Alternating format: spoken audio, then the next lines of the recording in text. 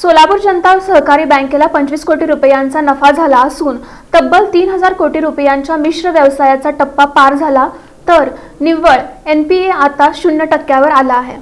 सोलापूर जनता बँकेला 2025-26 या आर्थिक वर्षात 24 कोटी 94 लाख रुपयांचा म्हणजे सुमारे 25 कोटी रुपयांचा नफा झाला आहे। हिरक महोत्सवी वर्षात बँकेने तब्बल 3000 कोटी रुपयांच्या मिश्र व्यवसायाचा टप्पा पार केला असून निव्वळ एनपीए 0% आला आहे, अशी माहिती बँकेचे नूतन अध्यक्ष सुनील पेंडसे यांनी मंगळवारी पत्रकार परिषदेत दिली। संपलेल्या आर्थिक वर्षात म्हणजेच 2025-26 मध्ये सोलापूर जनता सहकारी बँकेने उत्तम कामगिरी केली आहे। बँकेकडे 1896 कोटी 21 लाख रुपयांचे ठेवी आहेत, तसंच बँकेकडून 1110 कोटी 40 लाख रुपयांचे कर्ज वाटप करण्यात आले आहे। सोलापूर जनता सहकारी बँकेचा ग्रॉस एनपीए 8.31% वरून 3.35% आला आहे, तसंच निव्वळ एनपीए 2.57% वरून 0 आला आहे। सोलापूर जनता सहकारी बँकेच्या संचालक मंडळाच्या मार्गदर्शनाखाली बँकेच्या वसुली विभागातील अधिकारी आणि कर्मचाऱ्यांनी भरघोस वसुली करून बँकेच्या प्रगतीस हातभार लावला आहे, त्यामुळे एनपीए 0 येण्यास मोलाची मदत झाली आहे, असे बँकेचे अध्यक्ष सुनील पेंडसे यांनी सांगितलं।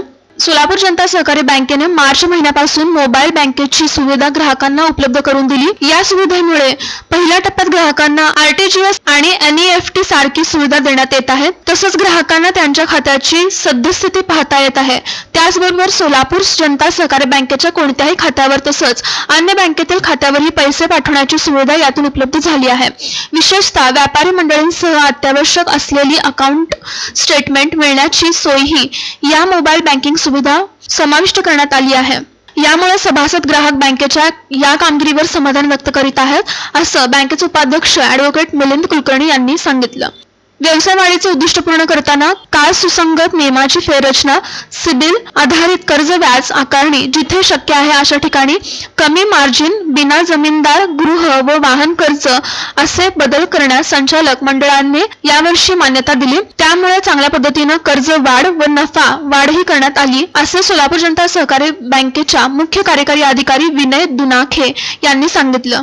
या पत्रकार परिषदेत बँकेचे नूतन अध्यक्ष सुनील पेंडसे, नूतन उपाध्यक्ष ॲडव्होकेट मिलिंद कुलकर्णी तसंच नूतन संचालक पुरुषोत्तम मुर्ता, राजेश पवार, सीए गिरीश बोरगावकर, रवींद्र साळे, संचालिका चंद्रिका चौहान, गौरी आंबेडकर, संचालक डॉक्टर हर्षद डंबळ, सीए आनंद करवंदे, सुरेश चिक्कळी, महादेव नाहवकर, प्रमोद भुतडा, विष्णू मोंढे, ॲडव्होकेट मल्लिनाथ शहाबादे, अमित आपटे, चरणसिंग चौहान, मुख्य कार्यकारी अधिकारी विनय दुनाखे, सर व्यवस्थापक प्रदीप बुट्टे, उपसर व्यवस्थापक अंजली कुलकर्णी, मकरंद जोशी, देवदत्त पटवर्धन, सहाय्यक सरव्यवस्थापक रामदास सिद्धूल, तुळशीदास गज्जम, रमेश मॅमड्याल, मुख्य कार्यालयातील अधिकारी मदन मोरे, सुहास कमलापूरकर आदी उपस्थित होते। यावर्षी आपल्या बँकेला 25 कोटी जवळपास पूर्णपणे नेट प्रॉफिट झालेला आहे, तसेच 0% नेट एनपीए झाल्यामुळे आपल्याला पुढं जाण्यासाठी खूप चांगला वाव आहे।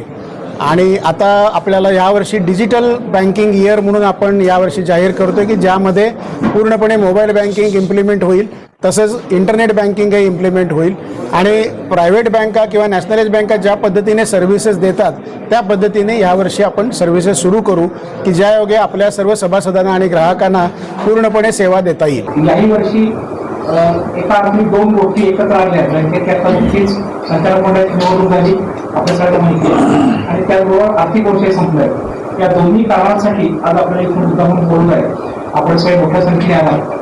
आपल्या बँकेच्या निवडणुकीमध्ये 17 संचालक मंडळासाठी मतदान झालं, त्यापैकी सोलापूर शहराचा जो मतदारसंघ आहे त्यामध्ये 10 उमेदवार यासाठी 12 जण उभे होते, त्या 12 पैकी 10 जण त्या परिवर्तन काँग्रेसचे परिवार काँग्रेसचे निवडून आलेले आहेत। त्याचप्रमाणे सोलापूर शहराच्या बाहेरचा 25 किलोमीटर मधला मतदारसंघ महिला आणि अनुसूचित जाती जमाती या 3 मतदारसंघातून 7 जण हे बिनविरोध निवडून आले।